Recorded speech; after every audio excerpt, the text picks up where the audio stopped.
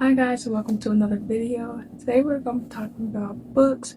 So if you want to get out this reading slump that you might be possibly in, or you just need some books that are nice, little, quick, fast paced, definitely be sure to keep on watching. I'm going to start by giving you guys some tips and tricks that I do personally when I am in a personal reading slump. But if you just want pure recommendations, only thrillers, then you can of course come to this timestamp. But if you do want to hear the tips and tricks, let's just jump right on it. So for me personally, usually when I'm in a reading slump, I usually like something that's going to be quick and fast. So one of the things that I will do obviously is I will pick out a book that is not so long, just because I want something that's going to give me a reading slump and reading slump fast. So I love me a good fast-paced book. I make sure I am off my phone. I put my phone down because I feel like when you're in the reading slump and you're picking up new hobbies or something else to help pass your time, it's easy to start doom scrolling for actual hours just like on social media. So my number one trick is definitely to put your phone down, put it in third, put in a different room if you need to. And as well as if you do need something in the background, like music or like nice little ambience background, like to really paint your little scenery. I also really like to put up a YouTube video and I will watch like the little background, so like the music playing sometimes. And that also helps me be able to focus, zone in on my book and just thoroughly enjoy and have no distractions. Another trick that you can do if you are in the reading slump is revisit an old book. If you have a book that you already loved and you know you love, and every time you read it or you talk about it, it feels like it's the first time all over again, or if someone's asking for recommendations for a book and this is like one of those books that you always think about, revisit that book and I promise you it will help you bring it back. Another trick that I have is that sometimes I'm in a reading slump, but I'm realizing it's the books that I have personally to choose from that make me reading slump. So I look at my books, I'm like, I don't feel like reading any of these. I need something different. I need something to cleanse my palate. Sometimes I will switch to genres, and sometimes I will just go online and I will look up new like books that are coming out, and you just get like new recommendations, read the comments through. And sometimes it really is not that you're in the reading slump, but it's the fact that the books that you have to choose from are just not the ones that's calling your name, and that's okay. So sometimes I do love to go through social media, find new books, and try those out.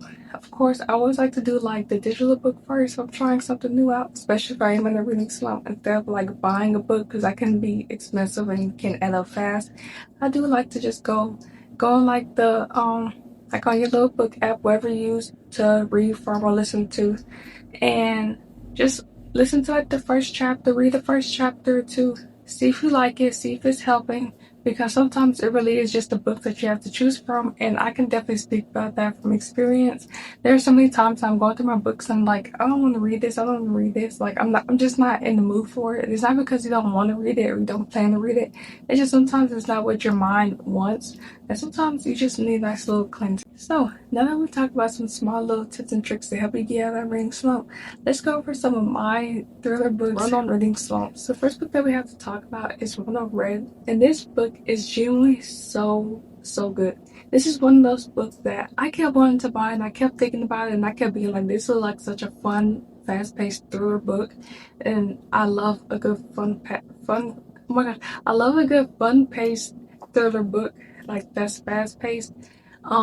Absolutely love them because genuinely they're the ones that helps get me out of my reading slumps.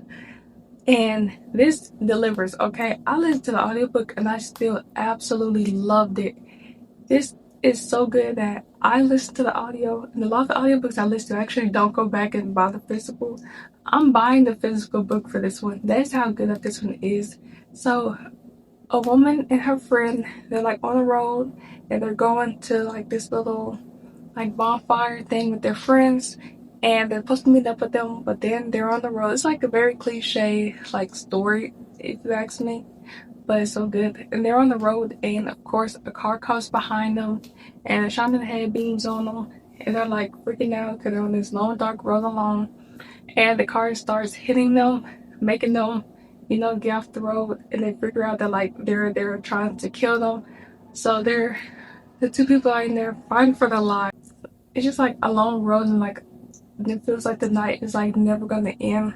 And they're literally just fighting for their lives against these two people that are coming for them and they don't know why. in the beginning.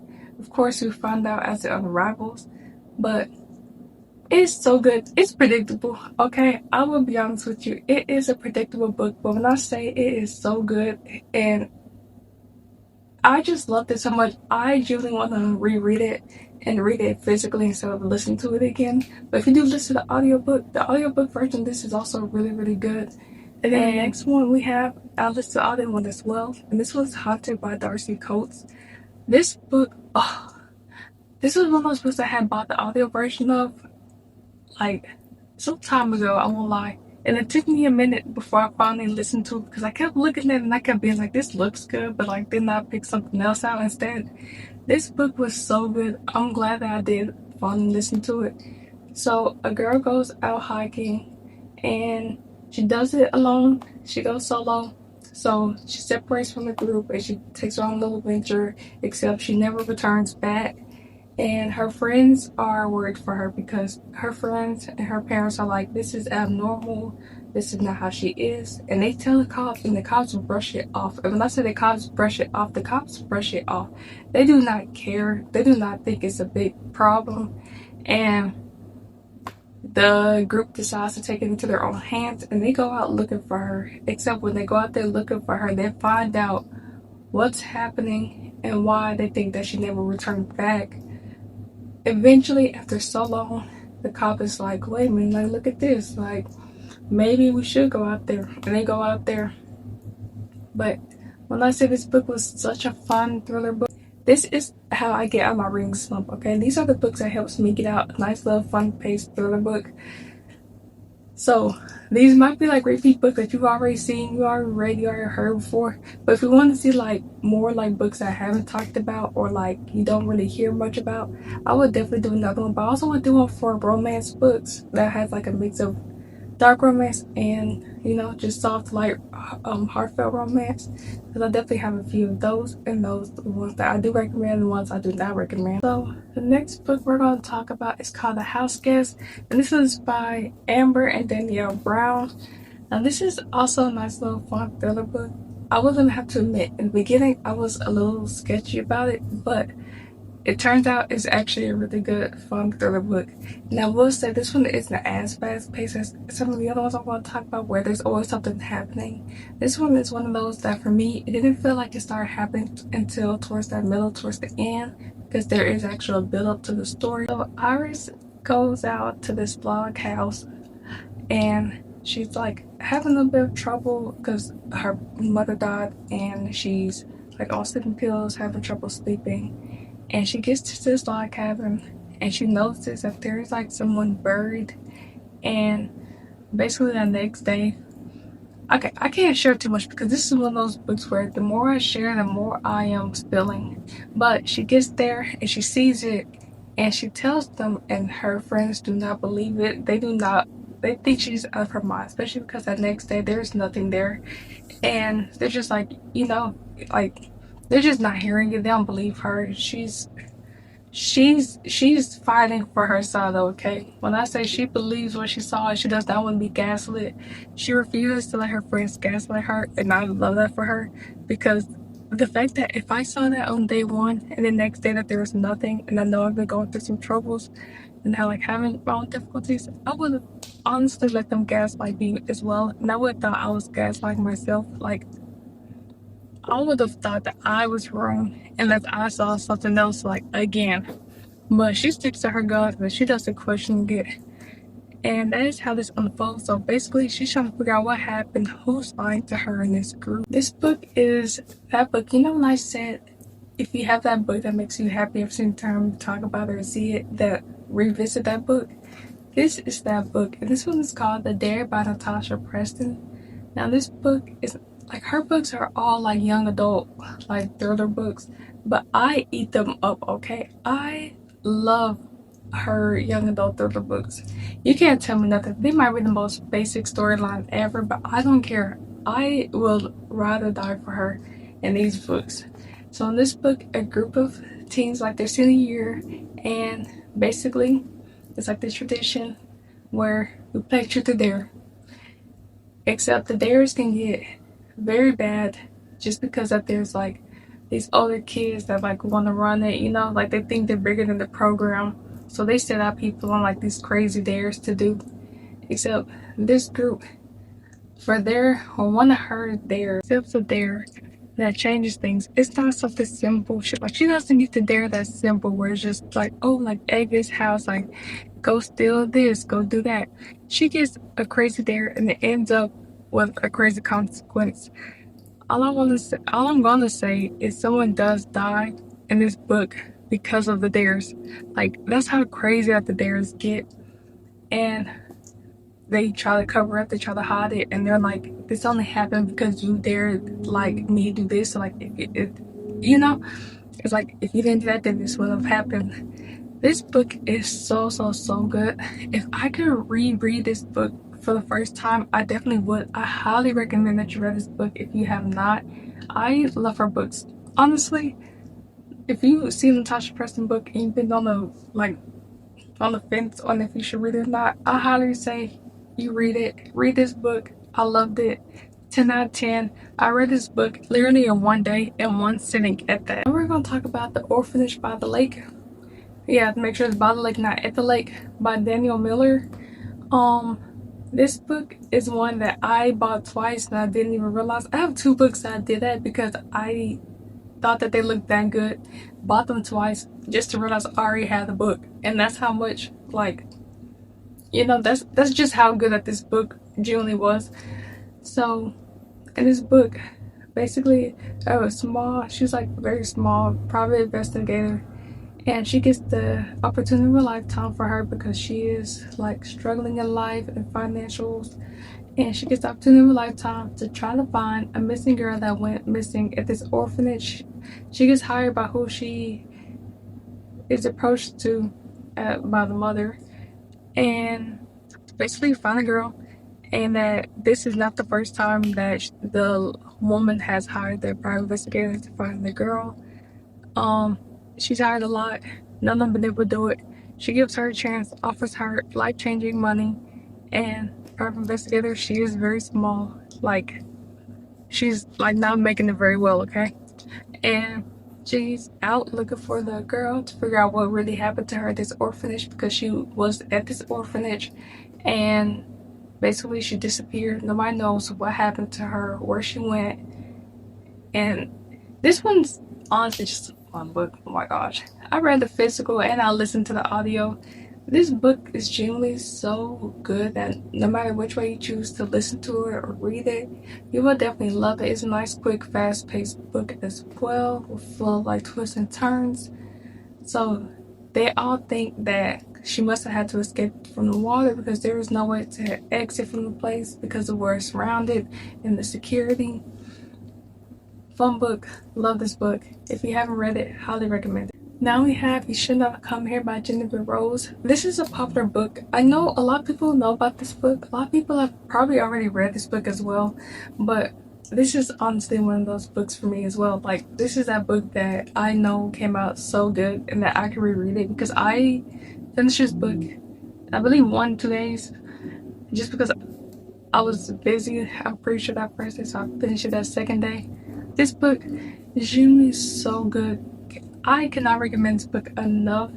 If you love like a good fast-paced thriller where you don't know what's gonna happen, that every time like you're reading something happens, but then this one's like that book. And then it also has like a little bit of romance mixed in with it as well, which is also nice. So the main person of the story is Grace, and she takes a trip. She just wants like a nice little breather from her city life, and she takes a trip to this like remote area, and she's there basically like an Airbnb style with a man, and that's his home that he's opening it up to for her to stay there.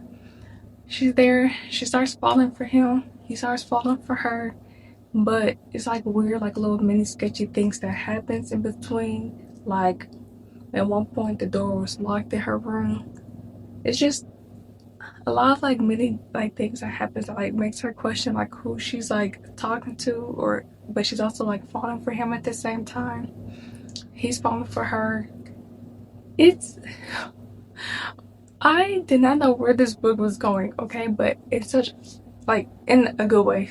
Like, I did not know which way that this book was gonna lead me, which is why it was so perfect for like such a fun, like, cleanse my palate type of book, because I couldn't predict it. And sometimes I actually really enjoy when I can't predict a book, because it keeps me on the edge of my seat even more.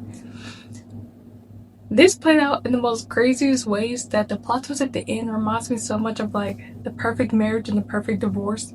Because, girl, what? Like, I can't say enough about this book. If you like The Perfect Marriage or The Perfect Divorce, read this book. If you like a thriller book that keeps having stuff happen, that you have like the ultimate like plot twist at the end, read this book. I There's no more I can say to that. It's just you generally just have to read it, because these people are crazy. I know this author is super popular. I know that there is like a lot of debate between like liking her books, because it is like, if you read one book, you read the others, and I do honestly kind of believe that. I won't lie, but I eat them up every time. Okay, and this is no different. This is honestly one of my favorite books by her. Besides Never Lie, Pretty Patton, The Boyfriend is definitely a top three contender of like my favorite thriller books from her. This was, I believe it's my like second or third book that I read from her. And once I read this one, I knew I was locked in. Because I read a few before and I said, okay, okay, okay. Read this and I said, yep, she's that girl. You got a new book coming out? Bring it here. Let me look at it, because I'm finna look into it, okay? This book, bonkers, so good. So Sydney is the main person in the story, and basically she's talked to a lot of men before, a lot of like lame men, and it's just like, what, like, what's new? Except one of the days she's leaving and she's walking back, and one of the men from her date was being an absolute jerk and a creep. Like, to put it simple, he was being a jerk and a creep, and a man comes, saves the day like superhero, and she's like, oh my gosh, like, who is this? Like, okay. And they end up talking. They end up talking, and she likes him. Her friend is found dead at her hotel, not her hotel, at her apartment. And Sydney comes to the apartment, and she's the one who finds her body. And she's like, oh my gosh, like what happened? Oh, this book was crazy. And and basically her boyfriend, like the new one that she finds, obviously since it's a thriller book, he is not who he seems to be. He is not him at all. This man is wacky, but at the end it made me love him. I can't lie, I feel bad. Okay, I feel bad, because at the very end, the way it ended, I said, ooh, I said, how sweet and how thoughtful is that? I said, that is so kind of like, in the twisted way, kind of cute. Um, this is actually the book that made me start reading like dark romance books, because when they got to the end, when you look at it like this, and then you tilt your head like this, and then you close the eye, and then you remember that this is completely fake and that this would never be something that you want to happen in real life, it's kind of cute. And thus began my dark romance books. So yeah, this is actually the book that did it for me. And now the last books we're going to talk about are actually, like, they go together, they're a series. So if you read one, I highly recommend you read the other. And if you read book two, don't read book two before you read book one, because if you do, you're going to be completely lost. And that is The Butcher Game and The Butcher and the Wren. The Butcher Game's second. The Butcher and the Wren first. Absolutely most favorite thriller books, honestly. And I love that it's a thriller book that's tied together, because I eat that up, okay? I love a book that like I can continue it and that the story genuinely continues. Because I'm pretty sure book one, The Butcher and the Wren, left off on the cliffhanger, and it picks up in this one, which is why I say you can't read this one first, because you're gonna be completely lost because you didn't read the first one. This gives the vibes of like Criminal Minds if it was on like paper. It's like Criminal Minds but on paper. So The Butcher, And then you have the Wren, which is a person. Okay, I kept reading the book thinking that the Wren was a doctor. She's not a doctor. No. So he's a serial killer, and you're basically following along. You're reading his POV while you're reading her POV. He's out killing, hunting, playing games with people, doing his crazy mess of a thing. And she's out there looking for him. But he's like toying with her, okay? And it picks up in this one. He's like toying with her, and she knows like it's tied to her. He just likes to mess with her, but so good, so good, so good. Also, if you do like these two, or if you do want something similar to like Criminal Mind vibes, The Quiet Tenant by Clements. I don't know, I'm gonna put the picture up here. But The Quiet Tenant, honestly, very, very, very similar vibes in like a good way, where it gives like the killer's POV mixed in with like the victims, mixed in with like getting caught. So if you like that, like Criminal Minds type of style, where it's like fun, fast paced, definitely give these three a try. But just remember that you gotta read the Butcher and the Ram first. But it does pick up in this one with her continuing trying to find him, because spoiler alert, he gets away. Obviously, you can know if there's a second book. He gets away in the first one. Um, Generally, really good book, really crazy. I really recommend this one, like these two, and then as well as The Quiet Tenant. It's like a nice fun-paced thriller. So if you like these two, if you like The Quiet Tenant and you read it before, definitely give that a go. And those are all the books I will be talking about in this video. These are nice, fun, fast-paced thriller books. I feel like the more that I say, the worse it gets. But these are nice, fun, fast-paced thriller books that I highly recommend to have to get your ring slip if you want it for thriller books. If you want one for romance books where it's a mix of light romance and dark romance, do let me know by leaving a like on this video, as well as let me know in the comment section below.